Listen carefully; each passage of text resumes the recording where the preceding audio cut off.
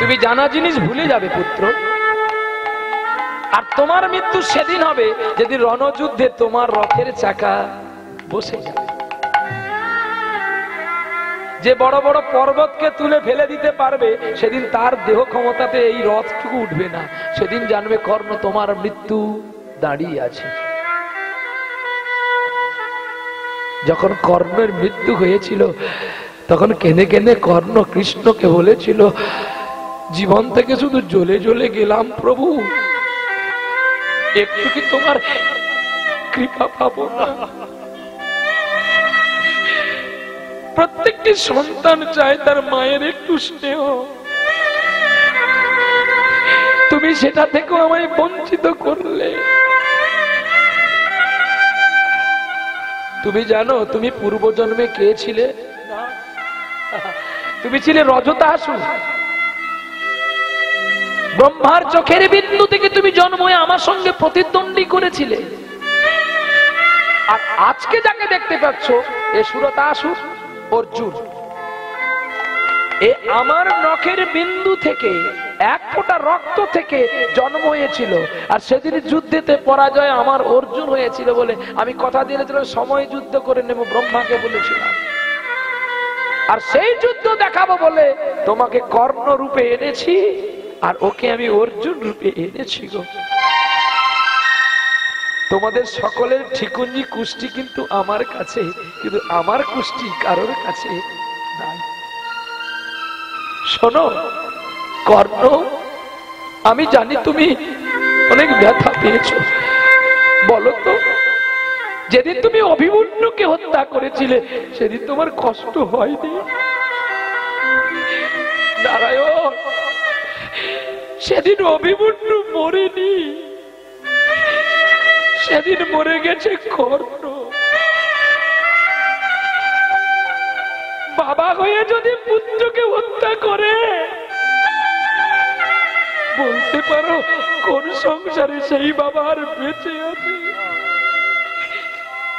ওগো কৃষ্ণ, আজকে আমি কেন মৃত্যু নিলাম জানো?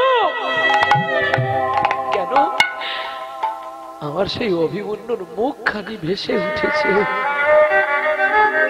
আমায় হাত ছাড়িয়ে দিয়ে ডাকছে, আমি তার আত্মনাদান সইতে পারছি না, তাই আমি মৃত্যু নিলাম।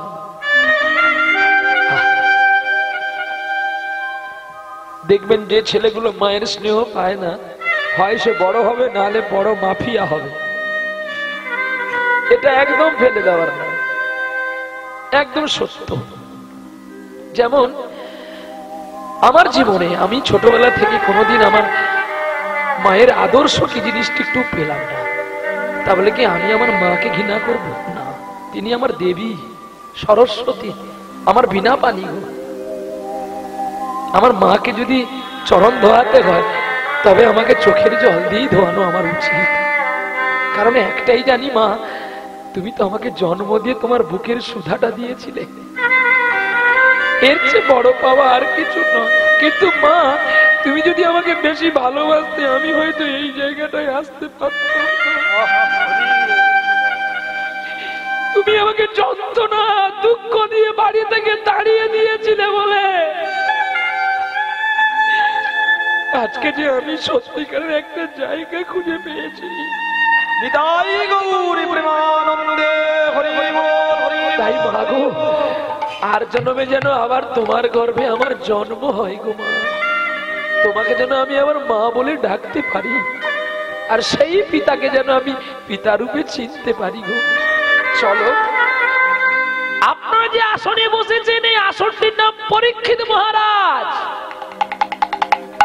এই পরীক্ষিতের তক্ষক দংশন দূর করবার জন্য বেলুনটা ধরে রাখো। পরীক্ষিতের তক্ষক দংশন থেকে দূর করবার জন্য শ্রমিক মুনির পুত্রের অভিশাপ মাথায় নেওয়ার জন্য পরীক্ষিত ব্যবস্থা করেছিল হরি কথার আগে। কৃষ্ণ নাম কৃষ্ণ কথা অনেক রকমের হয়, কীর্তন কয় প্রকারের? একটি ভাব কীর্তন, একটি রস কীর্তন, একটি সুখ কীর্তন, একটি লীলা কীর্তন।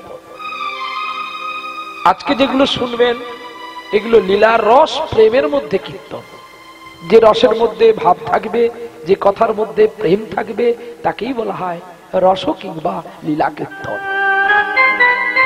সুখ কীর্তন কে করেছিল? না, সুখ কীর্তন করেছিলেন ব্যাসপুত্র শিলপাদ শুকদেব গোস্বামী।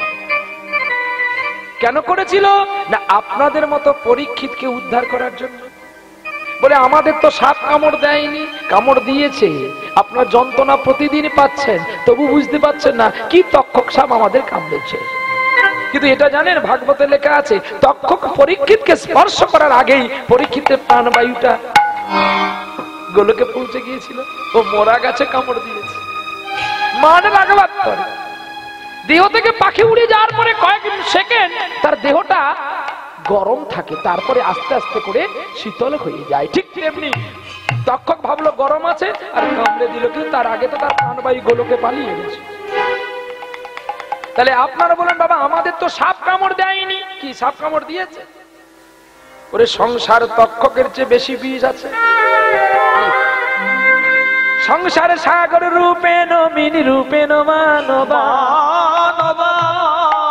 জঞ্জাল জাল রূপেণ কাল রূপেণ ধীবর রূপেণ ধীবরা। সংসার সাগর, আর এই সাগরে তক্ষক বাসা করে বসে আছে। একদিন আপনার জ্বর হোক তো দেখবেন আপনার স্ত্রী বলবে এমন কি জ্বর হয়েছে একটু বাড়ি থেকে গিয়ে কাজ করা যায় না, বলবে ঘেকি না। তাই ফের কেউ সাধু সাবধান, সাধু চিত্ত হতে গেলে ভগবত চিত্তে দান করো। ছেলের জন্য তো জমি জায়গা রেস্ট্রি করে দিলে, আর ভগবানের জন্য কি না জিরো, আর আমি সেজেছি হিরো। এই জীবনের খাতার পাতায় যা লেখা সবই ভুল, ভুল সবই ভুল, ভুল সবই ভুল। এই জীবনের খাতার পাতায় যা লেখা সবই ভুল, ভুল সবই ভুল, ভুল সবই ভুল। প্রশ্ন করি নিজের কাছে যে আমি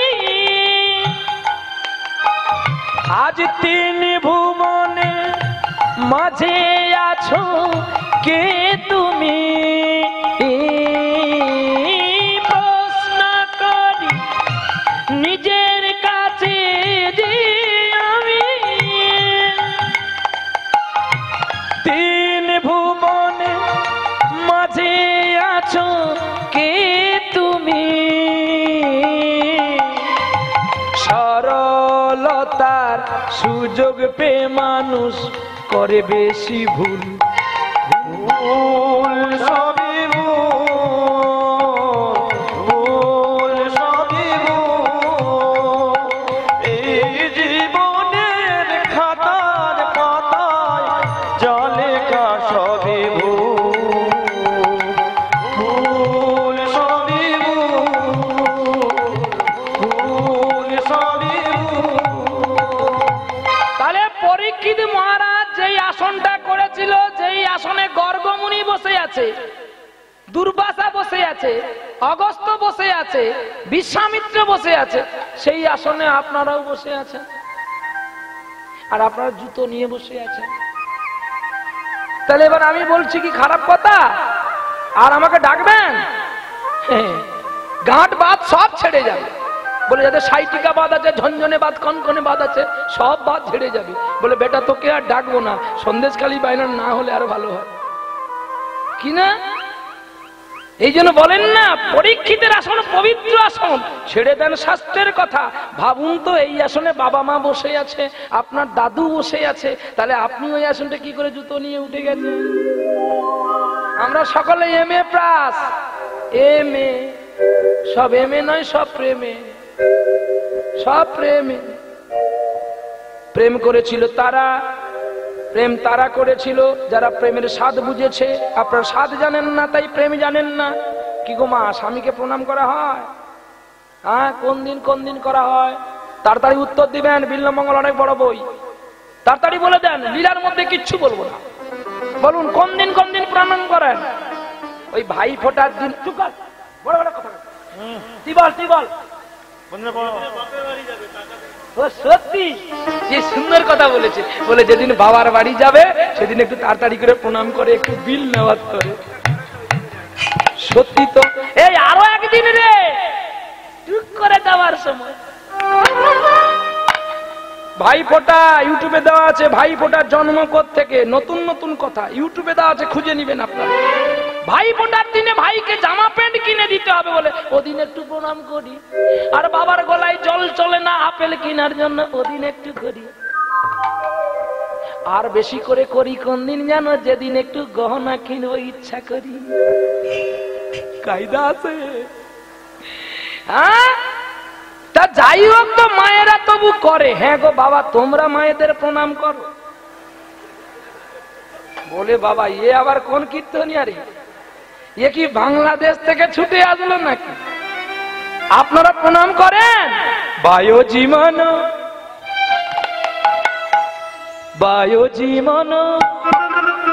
রাম রতন ধন পায়। রামচরণকে যদি চিনবি, আগে বউকে প্রণাম করা শিখ। তোর ঘরে যে বউ রে, লক্ষ্মী ঠাকুর, তাকে আগে প্রণাম করা শিখ। স্ত্রীকে প্রেম করা শিখ, তারপরে ভগবানের কাছে যাবি। বায়ো জীবন রাম রতন ধন পায়। বায়ো জীবন রাম রতন ধন পায়। বায়ো জীবন রাম রতন ধন পায়। বায়ো জীবন মন বায়ো জীবন রাম রতন ধন পায়। বায়ো জীবন রাম রতন ধন পায়। বায়ো জীবন রাম রতন ধন পায়। বলি এই কীর্তনিয়া, তুই লীলা কর, তোকে এই তত্ত্বগুলো বলতে হবে না। এই তত্ত্ব না বললে তোমাদের গর্ত ভর্তি হবে না, সারা জীবন গর্ত থাকবে। আর ওই গর্তে বোড়া সাপ বাসা করবে, গকুর বাসা করবে, তোমাদের কামড়ে দেবে, তোমরা অকালে মরে যাবে। হ্যাঁ, বলে বাবা তুমি যে বলছো শাস্ত্র কথা বলবো, একটা যদি বাইরের কথা বলি কান ধরে নামিয়ে দিবেন। বলি মহাপ্রভু জন্মের আগে 400 বছর আগের কথা শুনে দেখো, গীত গোবিন্দের কথা। পদ্মাবতী নামে এক রমণী যে ছিল, প্রাতকালে উঠিয়া জয় তারে প্রণাম করেছিল। রাম রতন ধন পায়। বায়ো জীবন রাম রতন ধন পায়। শুনি সার কথায় আর বলা চাই, আর কি ভাই আছে গোসাই, খুলো গো তাড়াতাড়ি। শুনো সত্য কথা বলি সবাকারে, ব্রাহ্মণের ছেলে করে প্রণাম করে ধোপার মেয়ের ঘরে। বায়ো জীবন জানি রে পামাগা রে পামাগা গারে সাস্তা। বায়ো জীবন রাম রতন ধন পায়। বায়ো জীবন রাম রতন ধন পায়। বায়ো জীবন রাম রতন ধন পায়। তাহলে কে করেছিল গো এই দুটি অবতার বীরভূমে? গীত গোবিন্দ রচনা করি পদ্মারে প্রণাম কয়। মান মাথুর লিখে দেখো, রজকিরে প্রণাম লয়। চণ্ডীদাস নামে দেখো কবি একজন ছিল, ব্রাহ্মণের ছেলে হয়ে ধোপার মেয়েকে প্রণাম করেছিল। বায়ো জীবন রাম রতন ধন পায়। বায়ো জীবন রাম রতন ধন পায়।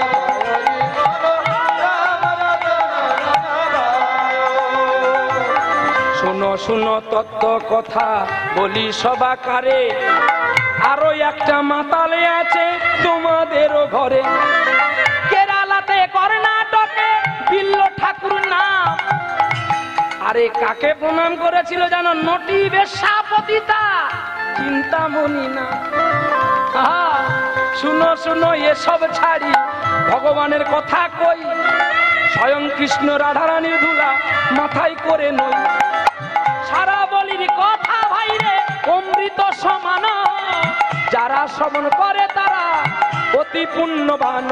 বায়ু জীবন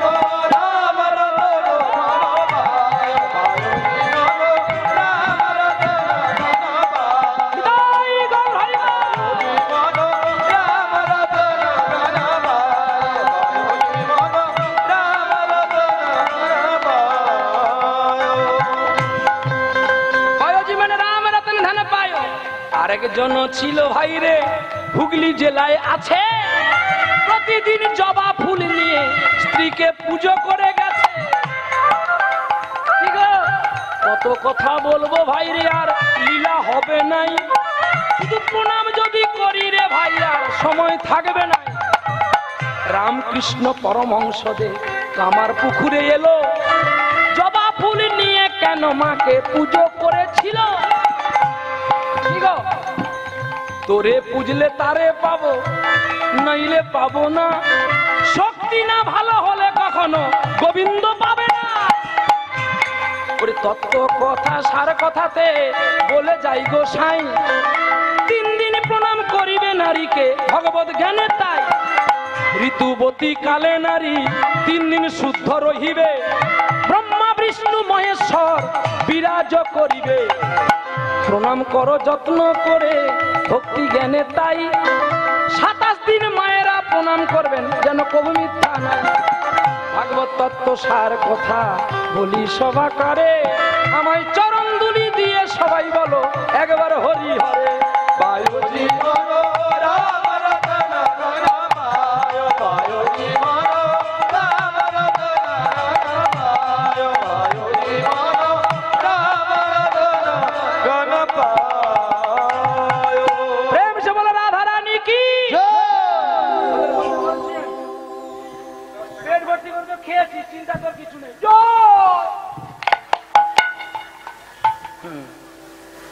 জয় দিচ্ছে কেন জানো? 7 ভাই তো রামদার বিয়ে পৌষ মাসে, এনা চৈত্র মাসে বিয়ে।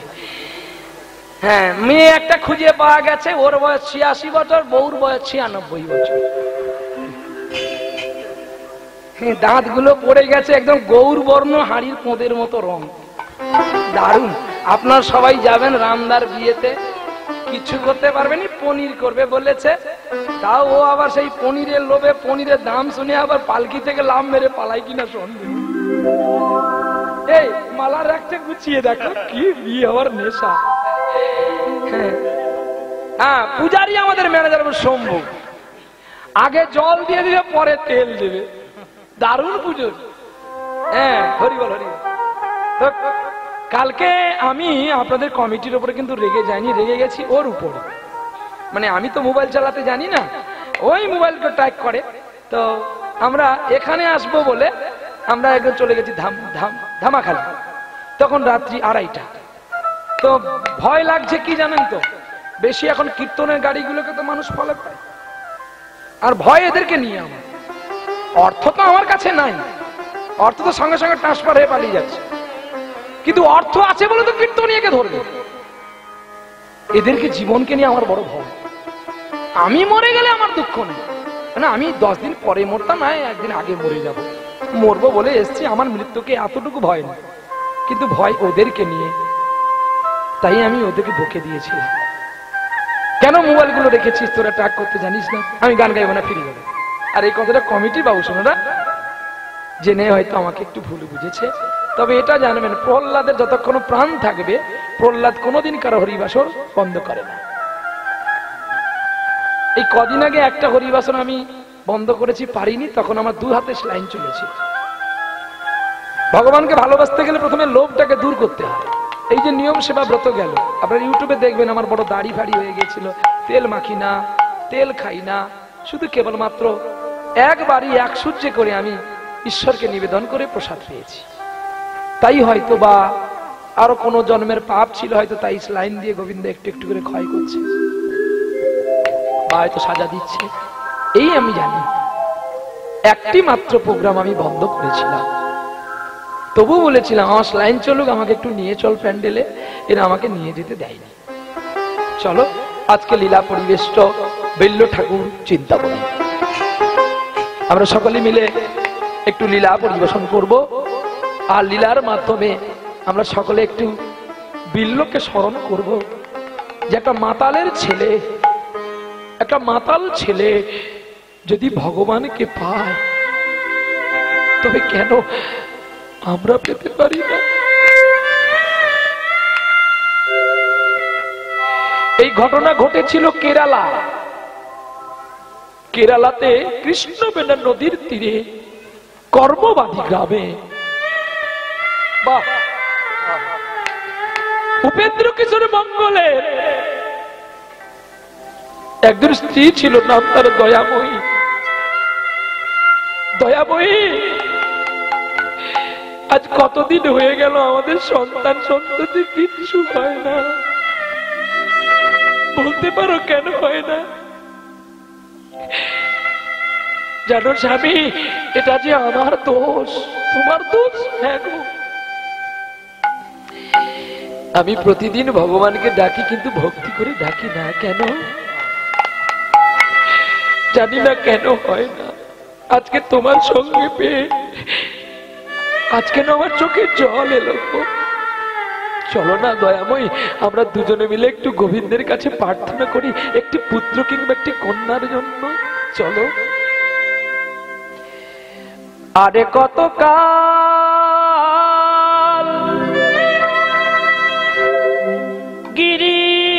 গিরিধারিলা,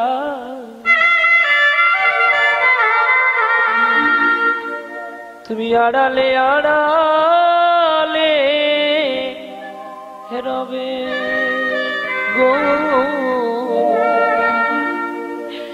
আড়ালে আড়ালে রবে। আরে কত কাল গিরিধারিলা, আড়ালে আড়ালে রবে গো, আড়ালে আড়ালে রবে। নয়নেরই জল কেন ঝরে অবিরত, দর্শন দেবে বা কবে গিরিধারী লাল, আড়ালে আড়ালে রবে। তুমি আর কত গিরিধারী লাল, আড়ালে আড়ালে রবে গো, আড়ালে আড়ালে রবে। দেখা যদি নাহি দেবে ওগো নিরুদয়, তবে কেন আশা দিয়ে আমার ওরালে আকুল আমার মরমের ব্যথা, আজ কেন গো কাঁদালে তবে গিরিধারী লাল, আড়ালে আড়ালে রবে গো, আড়ালে আড়ালে রবে। আর কত কাল গিরিধারী লাল, তুমি আড়ালে আড়ালে রবে গো, আড়ালে আড়ালে রবে। দয়াময়ী, দয়াময়ী, ভক্তি করে যদি কেউ তাকে ডাকে সে যে না দেখা দিয়ে থাকতে পারে না। ডাকার মতো ডাকলে তারে পাওয়া যায়, ডাকার মতো ডাকলে তারে হবে পাওয়া যায়।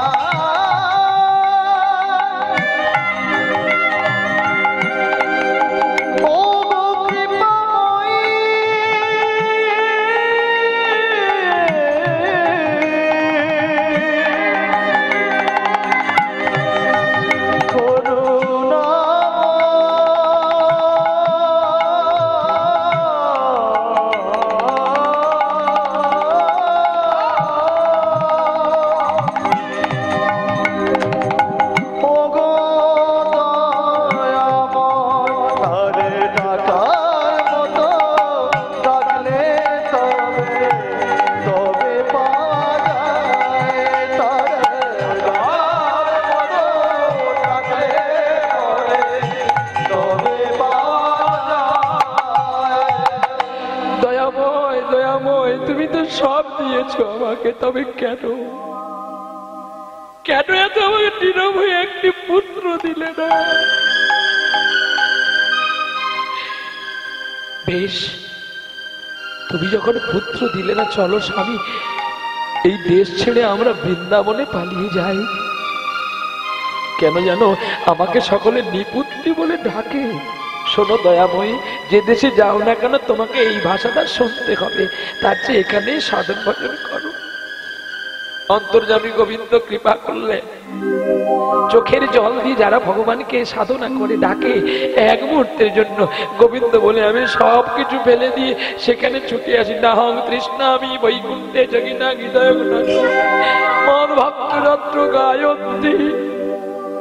ওগো নারদ, নারদ গো আমি বৈকুণ্ঠ তখন ছেড়ে দিই কখন জানো, যখন সকল ভক্ত একল চুরি আমায় হা কৃষ্ণ বলে কাঁদে, যখন হা গোবিন্দ বলে ডেকে ওঠে, আমি তখন সব কিছু ফেলে দিয়ে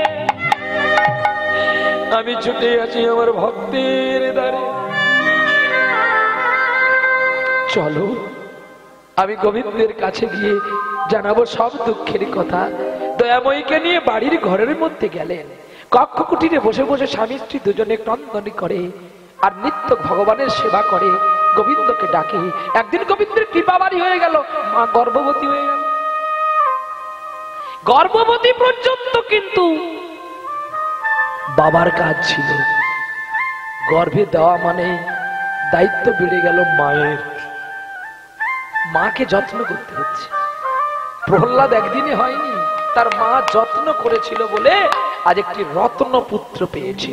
আর যেই পুত্র, যেই গর্ভ হয়েছে মায়ের, মা এখন আনন্দে গোবিন্দের কাছে গান করে, আগা জগ জন মন বিনোদিয়া, আগা জগ জন মন বিনোদিয়া, কাহা মুরলিয়া রে, আগা জগ জন মন বিনোদিয়া, কাহা মুরলিয়া রে, আগা জগ জন জন মন বিনোদিয়া, কাহা মুরলিয়া রে, আগা জগ জন মন বিনোদিয়া, কাহা মুরলিয়া রে, আগা জগ জন মন বিনোদিয়া। শ্যামল সুর কিয়া, চাবুক দেখেছিস? চাবুক, যারা ঘোড়া চালায় তাদের হাতে চাবুক থাকে। গান গাইবি চাবুকের মতন, চুপ করে বসে থাক। শ্যামল সুর কিয়া মোহন মুরলিয়া, বাঁশির সুরে আয় ঘরে রে, আগা জগ জন মন বিনোদিয়া, কাগা মুরলিয়া রে, আগা জগ জন মন বিনোদিয়া,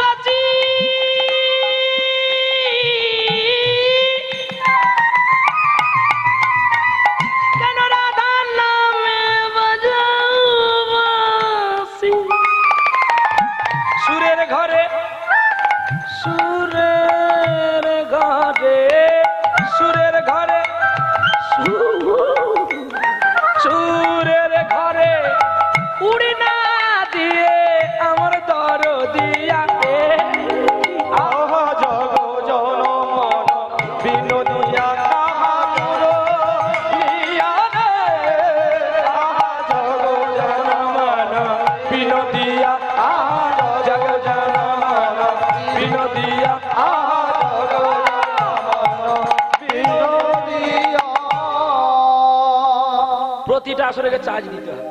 এই দেখো চার্জ দিয়েছি, এবারে ফুলটা আমি ছুট। আহা, বিনোদিয়ার কাছেই কাজ আছে।